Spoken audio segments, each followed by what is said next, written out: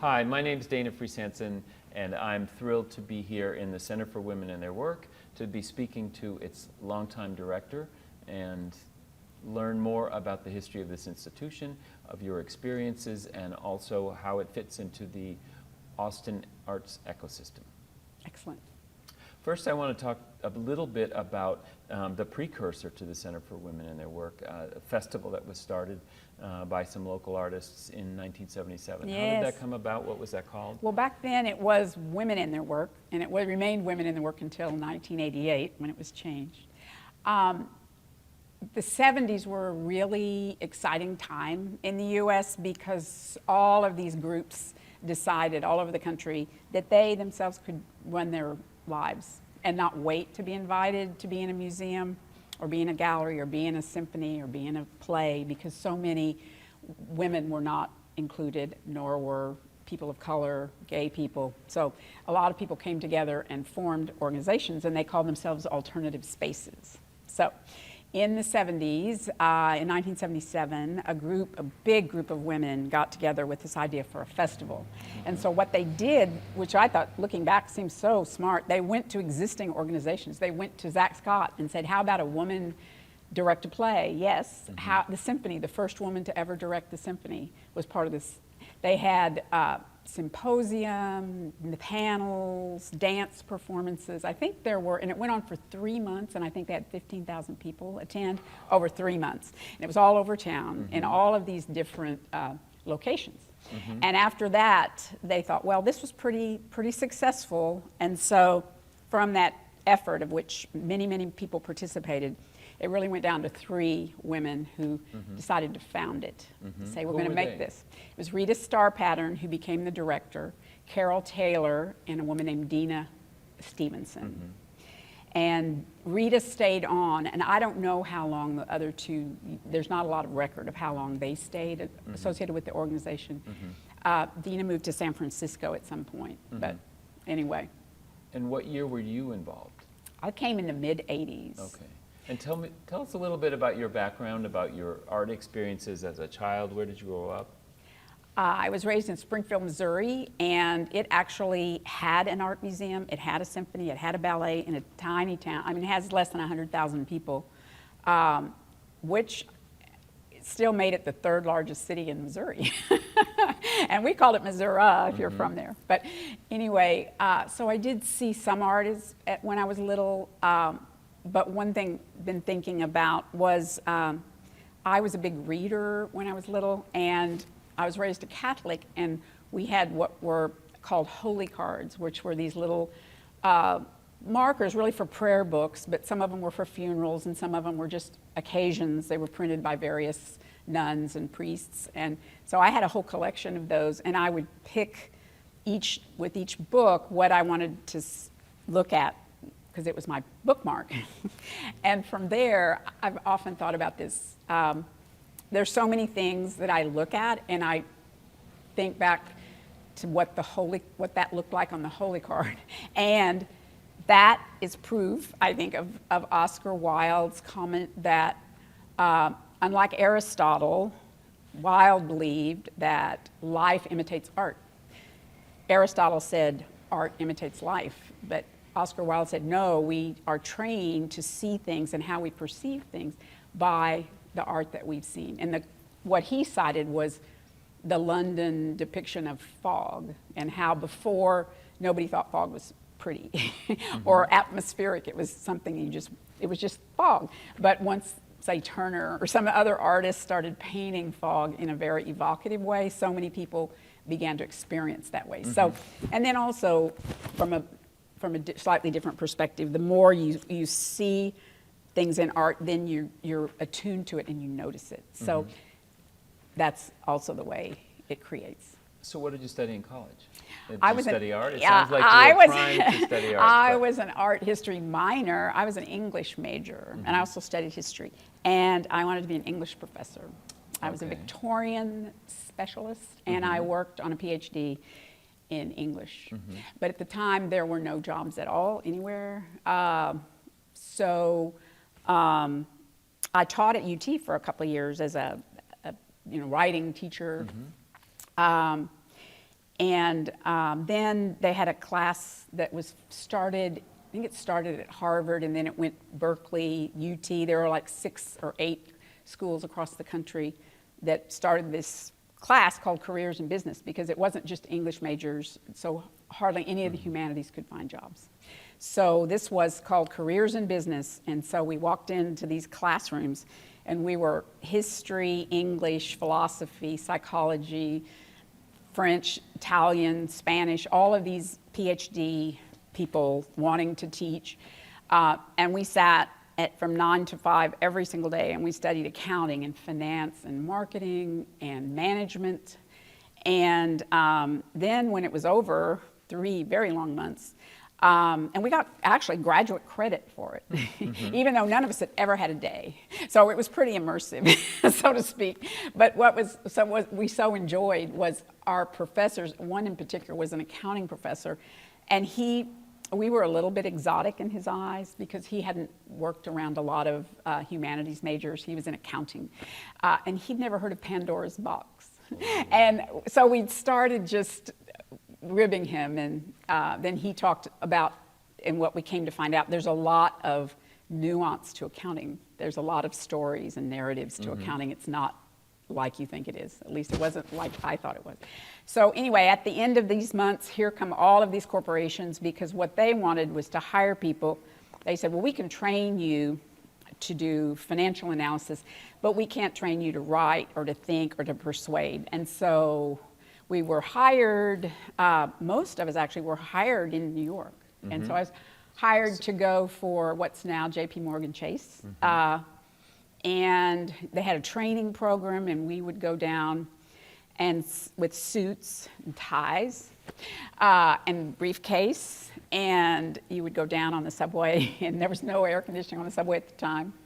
And I always remember being jostled, and these poor guys, you know, they'd have their jackets off because it was so hot in the subway, and you'd get your lipstick on their shirt. But, you know, because it was so crowded, you know, you didn't mean to. But anyway, that sticks in my mind. So anyway, we went downtown, studied on Wall Street, and then the bank was on Park Avenue. So. What'd you do with your spare time? Yeah, I went to see a lot of art. So I was really lucky. When I first moved to New York, New York's famous for its tiny space, and so this kitchen, I just thought, my gosh, it's just tiny. And then when I left New York 3 years later, I thought, you know, I really didn't need all that space in the kitchen, because I was always on the go. You know, just stop and get something on the street, or just cook something really quickly. So. Anyway, so there I saw a lot of dance and theater and music and film and visual art, because it's just, and the thing was that impressionable on you? Oh, did well, you have any great memories or specific things that I think got one you of the where you are now? One of the things that I thought was so important to me that I so admired about New York, and it's funny because it happened when I was in New York, and it just happened again 2 weeks ago. On the front page of the New York Times, when I was there, 3 chapters of Stephen Crane's The Open Boat were discovered on the front page. Because culture it's a business. I mean, it's not just that they're morally superior, some people might think, but it's a huge business to be in the arts in New York. And 2 weeks ago, on the front page of the New York Times was missing letters of John Keats discovered, of Fanny Braun. So I just find that so affirming that in a town like that, which is so, I mean, money is the driver, but so art is very important and valued and admired and also worth, but it's good to see. So at that time of your life, you were living in New York, your husband was here? Yes, we were going back and forth because we were trying to decide where we were going to live. Okay. He was pretty decided, and it was right. So I came back to Austin after 3 years, but it was really a great place to be. And I was just talking to an artist who we presented as part of the Fusebox Festival, Annie B. Parson, and she said when I was in New York was the golden age of dance. And she said it's not like that anymore, and that those were really incredible times because of these special places that had very forward curators and directors. So that struck me. So circling back, what were your first experiences with this organization? Well, I know it moved around a little bit. What kind of spaces did it have? You're talking about New York being small. Well, Women in the Work for 8 years evidently was really located in a couple of women's bicycle baskets, and they had various papers and things. And so the first location was a one-room office over the Revco drugstore. Okay. So Revco, for those who don't know, is like the CVS of today.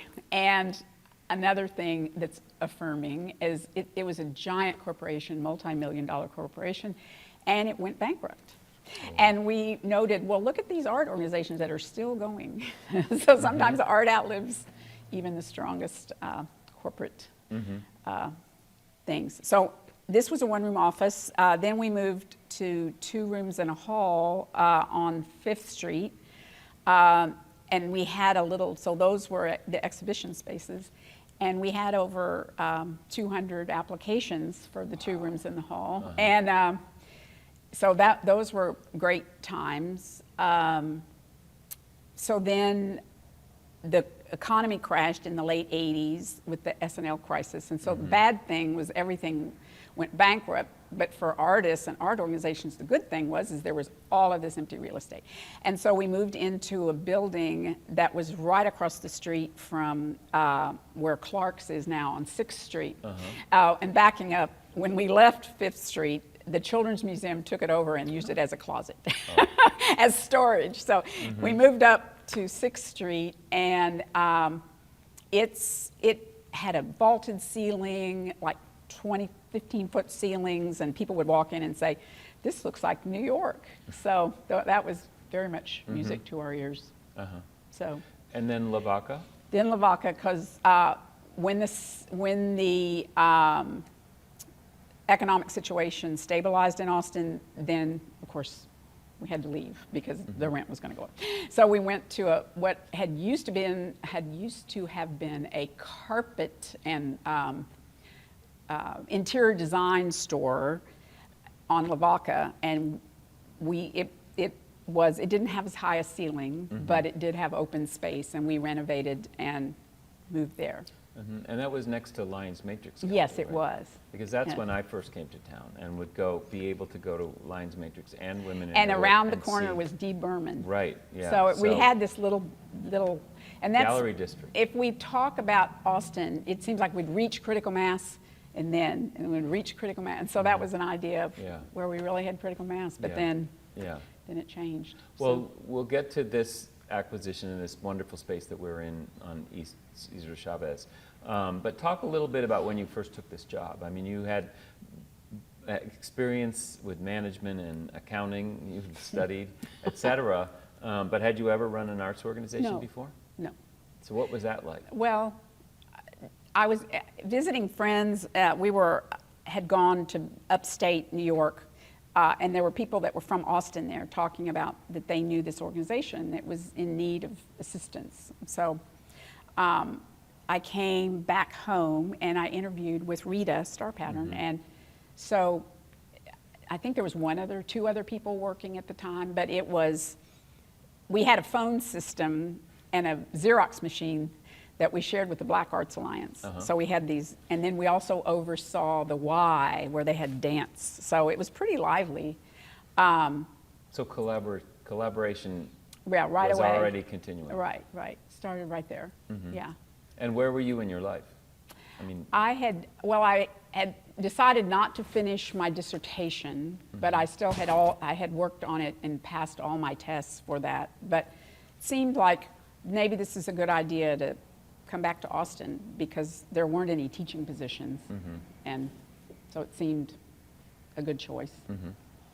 And so what were remind us or tell us a little bit about the early days, because it seemed like, from my understanding of the history, there was more of a switch or a move to focus on visual arts, Well, and to serve the visual arts It was Or a festival prioritize? at the very beginning, and for years we did do theater. Like we brought artists here to work. We started an education program in 1986, and we didn't have a space for the kids to come, so we would go to the schools and we did the theater and dance, and we brought some rappers from Atlanta to go to a middle school on the east side, and they just loved, and so it was really a great thing, but we didn't have a space for anything until we moved to 6th Street. And I think, well, we did have 5th, but it was very small, and one of the problems that Women in Their Work had was gaining a foothold was that if you got any publicity at all, it would mention the event but not who did it. Like it was at the warehouse on San Jacinto Street. So it really helped us when we got that place on 5th and then 6th. And we continued to do dance and theater for years. We had access to the McCullough, all the dates that the kids weren't there, the students, during finals and So Easter. you keep performing art? It was the McCullough Theater, which is a small theater. Okay. And so it's 400 seats. Yeah. We had some fantastic performance, and we started working with Fusebox Festival, and we've continued to do that for 22 years. So we commission and we present with them, and that's how we brought Andy B. Parsons this year. Yeah. Okay, that's great. Well, talk about the visual arts, because that's how I was the director of the Austin Museum of Art for a while. So my background is visual arts, and I relied upon seeing some amazing artists. Oftentimes, their first solo show in an arts institution, and I mean, I don't know if you think it's a museum, but to me, it was really an incredible launch pad. So what was special about the way that Women in Their Work approached collaborating or partnering or even engaging artists? Well, one thing, to back up, we called it Women in Their Work because we started from the very beginning, I wasn't there, but the original founders, that art is work, it's a profession, just like a plumber or a banker, and you should be paid for it, and women do it. So they have stuck with that name, but it was very descriptive at the time, even though most people scratch their head to this day. What does that mean?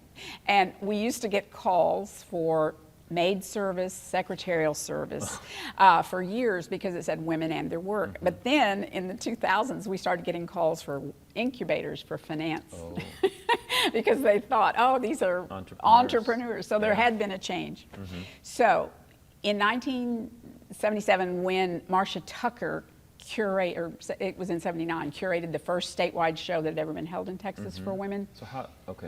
So that's a big deal. That was a big deal. Tell us a little bit about her and how. Marcia Tucker, well, I think also there was a lot of collegiality among women and all over the country. And so Marcia Tucker had been the curator at the Whitney, and she had a bad day. Somebody did not like. She got some bad reviews for a show that she did, and she was fired from the Whitney.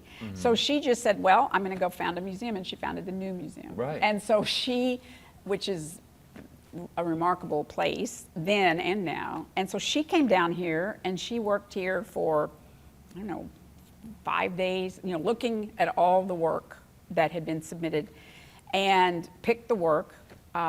And then, so I don't know what happened in 1981, but I suspect that Marcia Tucker was on the panel at the National Endowment for the Arts because Women in Their Work got the first grant in Texas in visual art. And I think it's awesome because she had seen it. So I know there's something down there in those hinterlands. And so that's how that started. So we got that. We got on, I guess it was like 5 years later, on National Public Radio on Morning Edition about a play that we were presenting at St. Ed's. And then the same year we got written up in about a dance residency in a publication that the NEA put out. So we were doing a lot of things, but back to visual art. So Marcia Tucker had been at the Whitney. We met Lisa Phillips, who was at the curator at the Whitney, and so she curated a show for us. then we started to bring, we looked at other places that had touring shows, and we actually toured shows. That's great. And so we had, there were 3 artists that have become really famous, had never been shown in Austin, because at the time in the 90s, we had neither the Contemporary nor what's now the Blanton had the facilities to achieve their mission. They didn't have enough space to be the museum that they wanted to be. So anyway, we brought Betty Saar here and had a show of her work and had a reception at the Victory Grill, and she was here for 3 days. We had a retrospective of Howardina Pindell in I think it was 1995, and then we had Adrian Piper's work, and that came from the Gray Gallery. So we just collaborated. Was really prescient for you to bring them here before they had their big one-person shows. Well, nobody was showing, and there were very accomplished women artists, and so that's what was going on. So what about, so in Lavaca and here, you started a series of one-person shows that allowed, that actually, it seems like, emphasize new work, not what a museum would do, which says, what work did you already create, we want to show that. So how does that dynamic work? Why did you lean towards that? Well, we were doing these group shows and also some solo shows, but then when we got on 6th Street, it had a lot more space, and we started thinking, well, what do we need? So Texas is the 3rd largest state of residence for artists, but it lags behind New York and California, LA, for funding for artists. So but it lags behind 48 states, Guam, and the Marianas Islands. And so we thought, well, what can we do to help that? And I have to say, I read an article in, it was when the New Yorker used to do 20-page articles, and it was Calvin Tompkins on Walter Hopps and his coming into Los Angeles and how it was not an art scene. I mean, they had Impressionism, but the major museums wouldn't even show contemporary work. So he started to make a change, and one of the things Tompkins talked about was that for a place to be an art center, you had to have artists, you had to have collectors, you had to have galleries, you had to have critics, and you had to have a museum. And so I really thought about that as in its relationship to Austin, and we didn't have all of those things, but we had some of those things. And when you think about, also in this article, it talked about the impression, the impact that the Menils had on Houston, and that it was in the same way, not showing anything contemporary, kind of a joke for a lot of people, didn't think art was serious. So anyway, so we started to do solo exhibitions, and so what we wanted to do was provide the artists as much as they could have based on what they had done, but to do something completely new.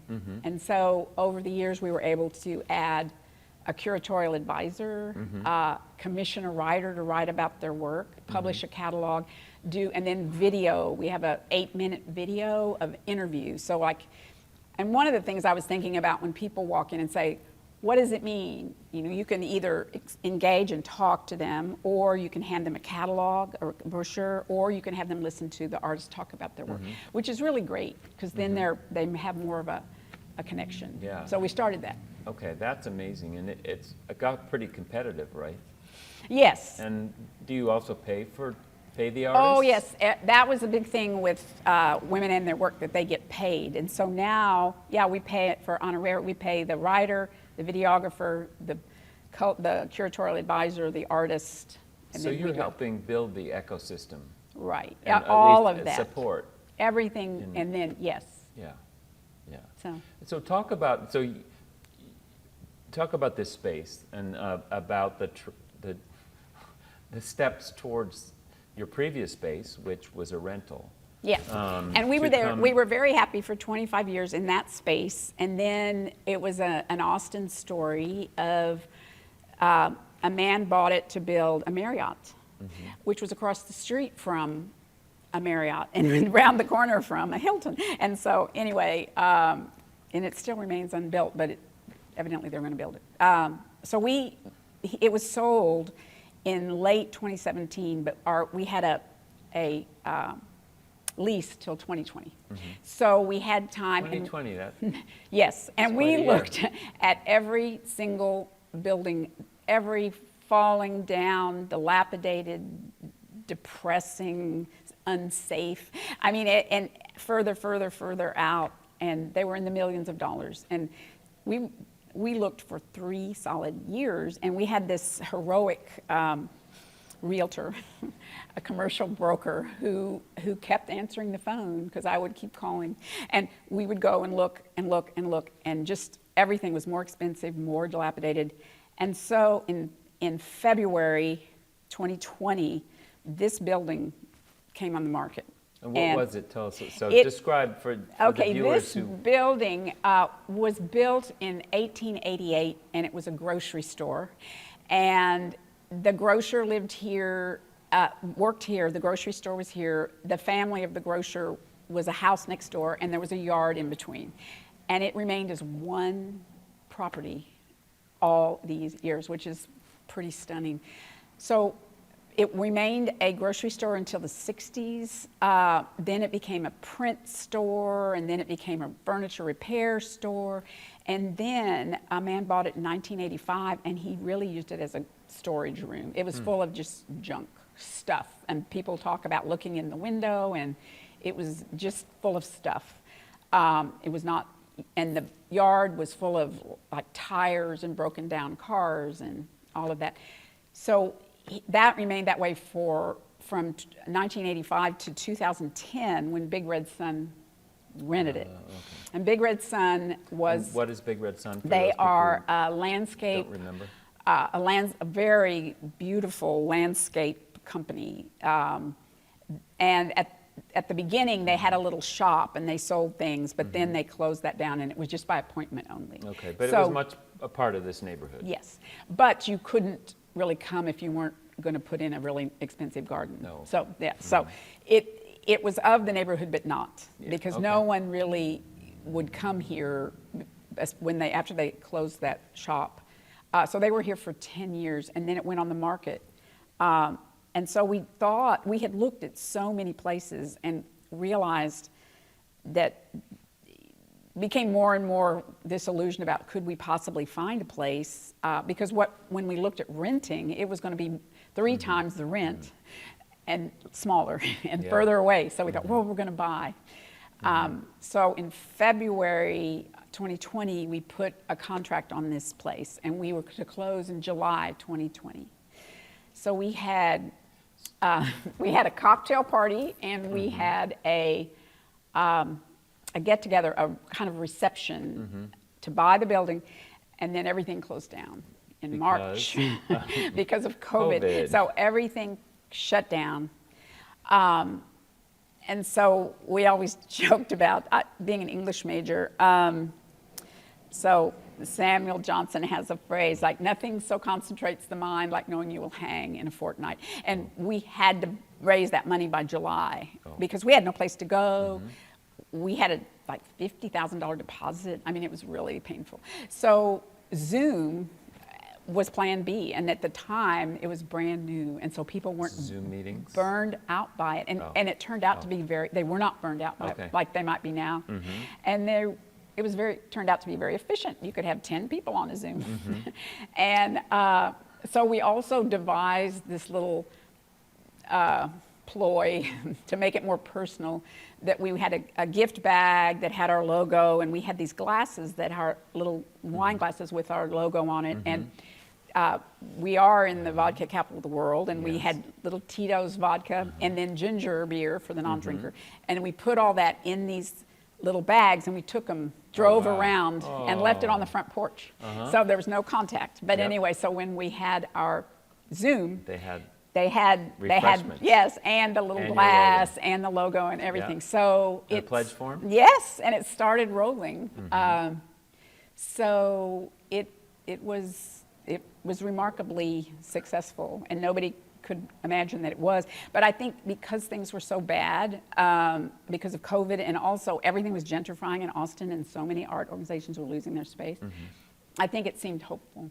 And so people bet on us. Wow, what an initiative. We had like 250 donors, I think, Wow. for the space. So what was it like when you opened? How long did that take? Well, it was supposed to be not much needing to be done, but those are the famous last words. And one of the things the Big Red Sun people had said, we had to take all our art out of here. The owner, Julie Blakesley, had a wonderful collection of art because water will bubble up in the middle of the room and then it'll go away. And so we thought that it was something like we need a French drain. So we get the architects and they put new gutters and we have a drain. And then we have a really hard rain and we walk in here and there's a puddle in the middle of the room and it's not the roof. It turned out the building was not sealed. And so they had to trench it. They had to dig around the whole building like 4 feet down and seal it. That ran up the bill. Also, it had Big Red Sun painted on the wall and they had put anti-graffiti on it. And so you could not paint over it because it had anti-graffiti. So we were calling chemists and paint investigators, and so finally we found a way. We put that logo up there, but that was a challenge. And just any building, especially this age, needed a lot more money than we thought, like $350,000 more. Yeah, yeah. Okay. Yeah. Well, you find it. What are you most proud of in the transition and about being in this space? What does it feel like? Is it do you have audience do you have a regular audience? Yeah. Well, we're much more part of because, like I said, I really don't think it was in the neighborhood, but not of the neighborhood. And so it is. We do have people walking in. We have a lot of school kids come. We have a lot of education programs. We have a lot of programs, like we're up to like 90 a year with education and lectures and panel discussions and artist talks. So that attracts people. All of that was really good. And in 2020, as it happened, the Smithsonian usually acquires archives when an artist dies. But it turned out that the man who was acquiring art for the Smithsonian actually had heard of Women in Their Work. He'd actually been to an event of Women in Their Work. And he said, well, you know what? You're moving. And so that's a major change in your direction. So they acquired it up to 2020. Wow, for the archives. Yes, for the That's archives amazing. at the Smithsonian. So, and the fact that he had heard of it was, I don't know why that's so surprising, but it was to me. Yeah. I should say, of course, he'd heard of it. But anyway, then. So that means your files and your records. Yeah, and they will come down, and we sent them all of our publications and our videos and of dance and things that we had done. So that must. And be they're going to really preserve powerful. they're going to preserve the website. Wow. But they have to. There's some steps to be taken. Okay, but that's really meaningful for the artists whose careers have been launched here. Right. And they had their first one-person show. I mean, I sat down and was looking at your website and realized in the 10 years that I lived here, all the different shows that I saw. Yeah, it was every 7 weeks. Yeah. Every 7 weeks. And then in 2024, we got an email that we thought was spam because it was from the Metropolitan Museum of Art in New York. And we thought, they said, we would like to acquire your art, all of your publications. And they're going to, because we have them digitized and physical. And so it turns out they have the largest, one of the largest art research libraries in the world. And it's called the Thomas J. Watson Library. And Mr. Watson was the head of IBM for 20 years, and he evidently left a lot of money to the Met for his library. Yeah. So they acquired all of our publications. I think it was 174 publications, 14 group shows, and 100 and whatever, 170, like 160 individual catalogs. Yeah. And so to talk about those, this segues right into the Warhol Foundation, because in 1997, we had applied multiple times to the Warhol Foundation and never gotten anything. But in 1997, they gave us $25,000 for publications. So we started publishing these, commissioning a writer, photographs, color, because at the time it was printed, Yeah. so it was very expensive Mm-hmm. actually. And we've never missed. Done one every 7 weeks since Wow. 1997. Mm-hmm. Then in Sounds like you had an interesting and a developing relationship with the Warhol Foundation. well, there was a woman named Pamela Clapp who I think of her often because, especially in the times that we're in now, you see how horrible, how people can have such a negative impact on the world. And there's also people that have had amazing positive impacts on the world, and one of them for the art world, from my perspective, is Aunt Pamela Clapp. So what did she do? Well, she was Why is that? she was the officer, the grants officer for the Warhol Foundation, and she decided that there should be some funding outside of New York, LA, Chicago. I don't know where the list went from there, but she got on a plane, she rented a car, she drove to every place that she was thinking about looking at their grants. I mean, she came and she kicked the tires. I mean, she looked at the place. She looked at, let me see this. I want to see this. And she talked for several hours. Mm-hmm. And I recall the first time I ever met her, she had gone to the wrong address. And I think it wasn't on, I guess we hadn't updated our website or anyway, but she was late and I thought, oh, I don't know, maybe she won't be coming. Well, she had gone to the wrong address because we hadn't posted it correctly, but so that didn't start off, I didn't think very positively, but anyway, that happened. Mm-hmm. And she founded, or one of her initiatives, it was called the Warhol Initiative, and I'm sure there were other people at the Warhol Foundation, but she was the only one I knew. She had this group where you apply and they picked like 8 groups in the country. Mm-hmm. And then every other year they'd pick another 8. And so it went on till I think 2012. Mm-hmm. And we would have these convenings. Mm-hmm. And so what was valuable? What did well, you get we out got, of that? well, Money hundreds and of thousands of dollars, okay. and consultants, Mm-hmm. and peers, and that we got to see. So we were taken to, I mentioned this, like they rented entire hotels, nice hotels, like the Standard Hotel in LA and Mm-hmm. the Delano in Miami Beach, and we went Mm-hmm. to Puerto Rico, and we would have these convenings, and they would be like maybe 4 days, and there Mm-hmm. would be speakers, and we would all speak together. We would show each other's work. Oh, great. So all So of that. cross-pollination happened there. Yeah.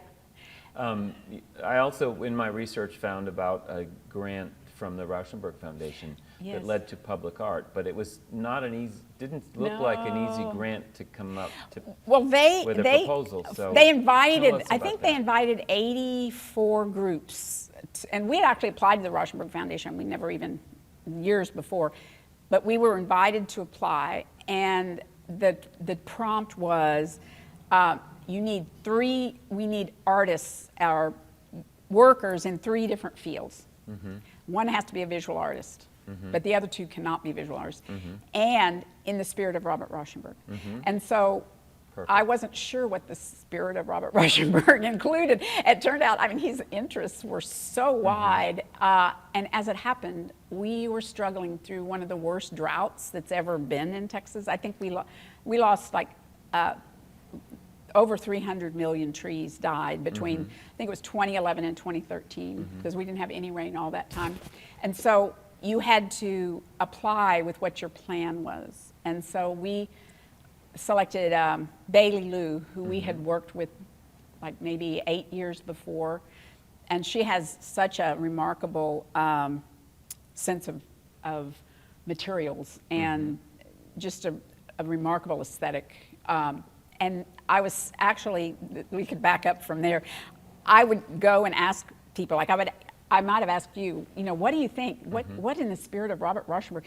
And people would tell me, and I would say, I don't think that's going to work. Mm-hmm. So I was sitting at a comedy club where they were handing out awards for artists, for the Chronicle or Best of or something. Yeah. Anyway, I was sitting next to Emily Little, and I said, well, what do you think about this idea? Mm-hmm. And so she comes, an architect. She's an architect, and she comes the next day with an idea. Well, what about if we do something about the drought? And so from there, so we get Bailey, we get Emily Little, and then we got Cassie Bergstrom, who was a landscape architect. And so we were sitting there, and so Bailey was like drawing literally on the back of the proverbial napkin. I think it was actually a piece of paper, but it was just sketched. And she said, well, we could put a whole lot of trees, in a river, or we could put one big tree. And so Emily, she said, but I don't think we could do that. But Emily said, oh, well, maybe we could. And so from there, we started and it just snowballed. But again, that started I think we received the grant like in January, and it was up in September. Wow, that's fast. Yes, it was very fast. But, well, how was the reception? Well, it was received. Or describe it. Well, because it was. I've seen pictures. I wasn't around then. Well, what was surprising was, I mean, I think having known Christo and Jean-Claude, I had a sense of, but not really. I mean, you can't believe what public art entails. I mean, if it's and like so ambitious, audacious, and people don't want that. and They temporary. think they do, but they really don't. Especially if it's a public space that the city's involved in, because they are only going to get criticism. They're not going to get praise for doing anything. So but we got the best advice. Somebody said, if you're going to do anything with Town Lake, you have got to clear it with the rowers. The rowing club is who has the power in this, over this lake. And it's true. So we met with the rowing was club. Town Lake. What happened and whereabouts? If people know Austin. It's in the center. It used to be called Town Lake, and then it was changed to Lady Bird Lake for Lady Bird Johnson. And it's really like the heart of Austin. It's Between what? Between the bridges, right? Yes, it's between the bridges. Well, actually, it's quite a long span. But you would go, so hundreds of thousands of people go there to run, to walk, to just enjoy nature, because Lady Bird Johnson really did preserve it.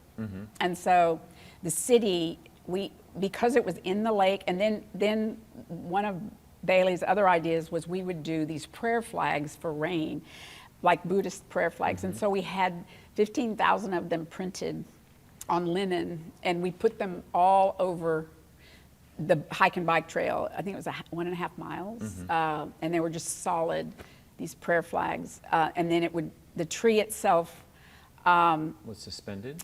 Yes, and this was a funny story because we had to find a tree that wasn't well, but it couldn't be dead, because it had to be able to have some physical integrity. And again, so we meet so many people that take a shine to some of the ideas that we have, some of the ideas that we are thinking about. And this particular person was Davy Trees, which is a national company that they take care of trees. And so they loved the idea. And so Tito Beveridge donated a tree from he and Lori, a tree from one of their properties near town. And so we had to come in the dark of night because we didn't have a permit and it was a 2.5-ton tree. And so there was a man that drilled a hole in it so we could put a spike in it. So we did that on site. We had to cut it down and rest it on, we had them on these hay bales, and then overnight these cattle got in, and so it was falling down off the hay bales because the cattle were eating the hay bales. And so then we had to find a way to lift it up, and this thing was 2.5 tons, and then it got on a truck. And so they had a light that simulated the police car. And so we drove down I-35 with this thing, but there was nothing that said the police, but if you were just passing, you'd think, oh. So we got down there, and then it started to rain, and it had to go down a really steep hill, and then it almost slid into the lake. Then it had to get on a boat and be towed, and it was put on a spike. But we had to have a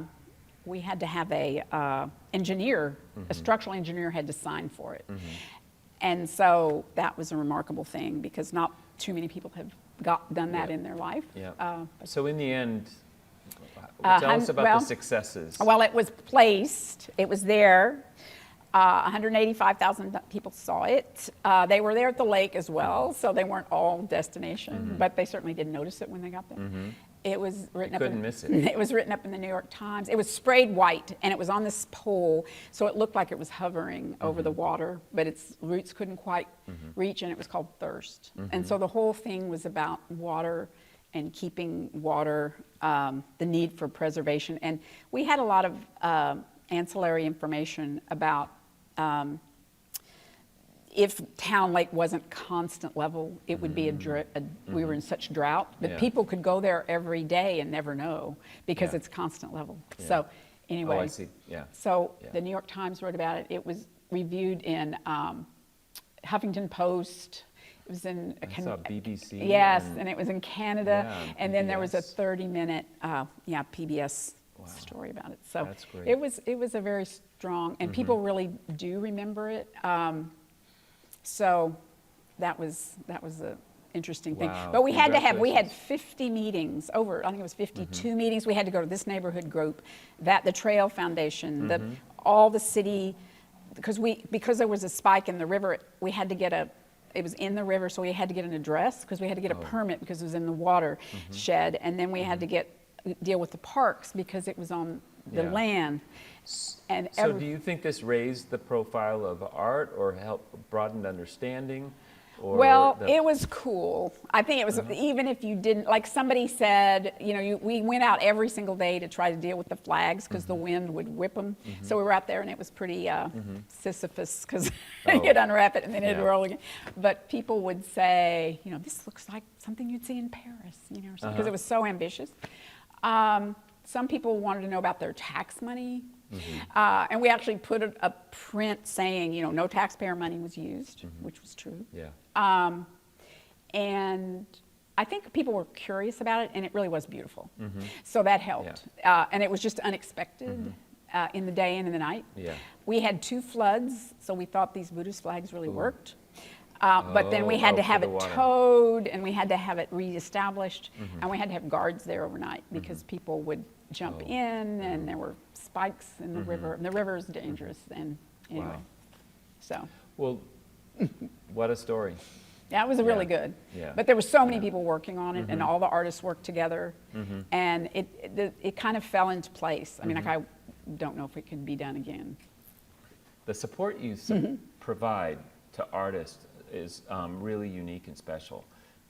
So what is some of the impact that has happened as a result of a person applying for the show? They're getting paid to do new work. It's published. It's visible on video.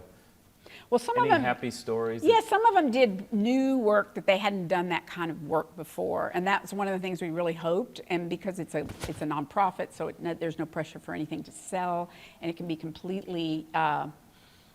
We really wanted them to push their boundary that they had, and so in the same year, Ariel Renee Jackson did a video show and where she interviewed all of these people in East Austin about the changes in Austin for Black and brown people and the neighborhood. And MoMA, the Museum of Modern Art, had a video show that they have on an ongoing basis, and they said, well, this story is the same thing as Queens and Brooklyn, and so they took that show that it was here in January and it screened in May at the Museum of Modern Art, and That's then amazing. we commissioned Jennifer Ling Dachuk, whose family. She's originally her family was from China, and she had all of these ceramics made in China, and she got all of this fake hair, and it was called Babe Cave, and she had a ceramic table and chairs, and it was surrounded by this blue hair, and the LA County Museum acquired it for their permanent collection after the year after. That's great. So, yeah. So you have reverberations going out. Well, I think it's such to people's careers that it's just, there's no way to predict, but we try as much as we can. And we also wanted Austin to be, people would be able to stay in Austin, to be able to stay in Texas and still be in a national conversation and have a career. And I think that's more possible I mean, we thought it was with the computer age that you could be anywhere. There's still strong siren calls, though, from LA and New York. But anyway, that this might help artists move their career forward. And then they would have a document. Like several of them have said, well, the fact that it's printed is important because if you're applying for tenure or a show, if you send them something that's printed, they might just glance at it, but you might have a bigger chance of that glance than going on a website and doing a link. So we did both. So they're both available. Yeah, yeah. So. Are there any things about Austin that helped make women in their work what it is now? Are there things like, oh, that's so Austin? Well, I think Austin's pretty open to a lot of things, and really the visual art world was developing. So you could play an active role, and everyone I think was anxious for that to be. And there were a lot. Speaking of a food chain or an ecosystem, you start out, because of the university and because back before it got so expensive, there were so many artists here. Graduating from UT, graduating from St. Ed's, graduating from Texas State. They wanted to stay here and have a career. So we would have artists, and we had all of these spaces like Women in Their Work that were alternative spaces, nonprofits. What are some of the other ones that Big Medium, Collab. Well, then Grey Duck came along. Well, they're a commercial gallery. Well, we worked with the Black Arts Alliance. Gosh, there were so many of them. You mentioned Fusebox. Yes. Oh, there were so many. Dancers. Yes. Like the Deborah Dance Hay. Umbrella. I was looking. Deborah Hay and Trey Arends collaborated. They had a space here. They had a huge event here, and in fact, we just had a panel of dance talking about the way things were. So I was not here, luckily, at the time because they danced. Deborah Hay's piece was a very big thing. There were Tina Giroux was the visual artist, and Pauline Oliveras did the music. So they were very famous nationally. Deborah, all three. And they printed these posters, buy your tickets, and it was supposed to be Women in Their Work's phone numbers, but it was the wrong phone number. And somebody evidently tried to sue because they were just inundated with phone calls. And so now you could just change it. But anyway, so all those groups, then there were museums that weren't ready yet for to fulfill their mission, but then they became so successful. The Blanton and the Contemporary have beautiful space. But now, because it's so expensive and because so many of the artists, so we didn't what used to be kind of a headless horseman, and now the bottoms fall down. So it's like we can't quite get it all together at the same time. But anyway, I think the visual arts have come a long way, and I think our proximity to Dallas and to San Antonio and to Houston is a really good thing. And do you have exchanges and collegial relationships between across Texas? There's several people, that I've worked with. Like a woman that worked here runs Diverse Work, is the director of Diverse Works, and Houston, and Vicki Meek she was an early. You have alumni. Yes. Working in art spaces as well as artists showing. Yes. Now. And so a lot of them have stayed, like they're professors or teachers, and other people, they find other ways to support themselves. One of the things that I have really been so lucky is to work around art all day. And I think of Ingmar Bergman was talking about his career as a filmmaker, and he said when he made the Magic Flute, he said you can't imagine what it was like to walk in the studio every day and hear Mozart. And I feel similar. So I walk in every day. And the art changes every 7 weeks. We have a new show. And it's so many different ways that artists are addressing the really important questions of our lives. And they have a lot of the answers. And I think artists are the ones that are leading the way. And so I feel so lucky to be part of that conversation. That's great. And so your office is right over there. Right there. So you see things every day. Is there ever a story about your repeated exposure to a particular artwork or in general where you've had these aha moments or you see something a different way? Well, that either you didn't know or the art, maybe Well, the the artist more didn't you're even think about around anything, you see so much more. And I think one of the things I really want to argue for, when people come in and some of them will say, well, I thought this was an art space. Where's the art? So, or I could do this, or I don't know what it means. And those are valid questions and valid responses. But what I have come to really think about a lot is that art goes back to the cave dwellers. And you can either have studied that and know a lot about art and art history, and you'll have one particular perspective about the art and art history. But you don't have to do that. And I compare it to football here in Austin, Texas, Really? because football of all, think about 100 and, I don't know how big the stadium is, 120,000 people come and see a football game. So nobody was born knowing the rules of football. They had to study it, they had to learn it, they had to know about it. So when I go to a football game, I know sort of the rules, running up and down the field, I see the play, I really prefer the replay. But a really close friend was very devoted to football, and he knew where everybody had gone to high school, where their 3 choices were. He knew the 4 plays that could happen. He knew a lot, and so his experience of the football game was very different from mine. But we both had an experience of football. And so you can't say, when you come in here, you can experience the color, the light. You don't have to know anything, and you can have an opinion, and you can enjoy it, or dislike it, or have a comment. But if you've never seen it before, you can still like it. Just so you don't really have to know the rules of football to. But if you do, you have a different experience. And it's a valid experience. Very generous to introduce and open up contemporary art to people. Right, but it's the truth. When you think about it, all of these games, and I think that's one reason, like think about, what's the, cricket. We don't know the rules. Cricket's not real popular in America. And we're just learning soccer, right, in the last few decades. I mean, but it's been so important to other parts of the world because we didn't know the rules. But now we're into it. So I don't think that everyone needs to know the, quote, rules of art. But I think if you can just step back and give it the fact that there's a lot to see or not, and you can just enjoy it for what it is on a surface, because that's wonderful.